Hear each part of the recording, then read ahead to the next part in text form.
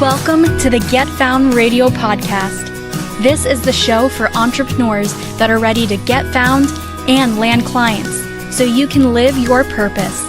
Here's your host, Jared Warner.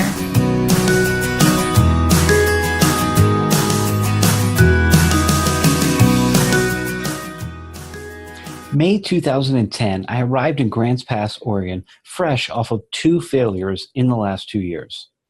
Let's just say things were not going the way that I had hoped. After selling the majority of my items at fire sale prices, I had about $800 to my name. I was still convinced I was going to become an entrepreneur and to be able to live the life that I had always envisioned. But today was definitely not that day. My goals still remained the same, to be self-employed. It was only a matter of time until I started my next venture. I came across a person who was doing mobile marketing, and I really loved the concept, but I felt they had a lot of things missing with their business model. I felt like he was also missing potential features, so I decided to see if I could build something better. I ended up finding a provider who could do most of what I wanted and could customize the rest to be exactly as I wanted. It was time to build another company. 555 Text was the name I had settled on, and I still like that name today. So let's talk about what that company was, where I went wrong, and what I learned. I feel it's important that you learn from my failures rather than experience them on your own. Business is hard enough, so I hope I can point out a few landmines to avoid. So here's what the software we built could do. You see it everywhere today, but in 2010, this was extremely rare. You see, there's a 5-digit number that was shared, is a shared short code, which acts as your phone number. So this is just like you would text a friend. This is the phone number you would text, but you're texting the business. This short code could be shared among thousands of businesses, so each one had a unique keyword which identified it. So if your business was Luigi's Pizza, you might ask your customers to text Luigi to 12345 and receive $5 off your order. When the customer texted that number with the keyword, in this case Luigi, they were then added to that restaurant's database, and the restaurant could text them in the future. As a business owner, you want to make sure you don't spam them and send them a message every day, but basically, if you're running a restaurant and you're slow one night, you can send out a deal and ask people to come in. But that wasn't all. Oil change places could use it to send out automated text messages 3 months after giving a customer an oil change and bring them back in. Salons and doctors could use a text message reminder system to remind customers not to miss their appointment. This is even more relevant today than it was back then, since email is becoming less and less effective. As amazing as this product was, I was only charging $19 a month to start. Yeah, $19.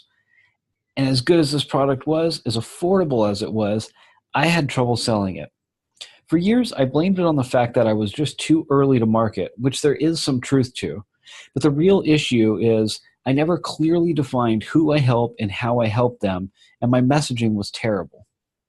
Instead of speaking in plain language, I got lost in selling all the cool tech features, and people just honestly didn't get it.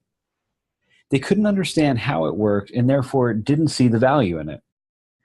It was a very hard lesson and cost me thousands and thousands of dollars. The funny thing is, the product and the idea is still good enough that I could start a business doing the exact same thing all these years later. This failure taught me the importance of messaging, how to attract potential clients to me and my solution, and how to build a smarter business. Today, I teach entrepreneurs how to nail their messaging so this doesn't happen to them. Here's what you need to consider. Who do you help? What do they want? What do they need? Now, these are very different, wants and needs. What books would your ideal client read? Take your time, find books with lots of reviews on Amazon. What are the common themes? What are they saying? How does this fit in with what you thought they wanted? How does your product or service fit into solving their problems? Your ideal client is telling you what made them buy, what they're happy with, and what they're upset with. This would be found in the negative reviews. Don't skip over this part. It's important. Next, you want to share the why. So connect with them with your story and tell stories about the product or yourself. Find the link below, and there's a good article on storytelling. How will you deliver your message? Written, audio, video. Play to your strengths. What feels effortless? What could you do every single day easily when it comes to content production? So if you're ready to create messaging that instantly connects with your ideal client, click on the link below, and there's a short, about 8-minute video that will take you through this whole process in considerably more detail than I have today on the podcast. Thanks so much for listening. Thank you for listening to the Get Found Radio podcast. If you like the show, please hit subscribe to listen to some amazing upcoming episodes. We would also love if you left us an honest rating and review.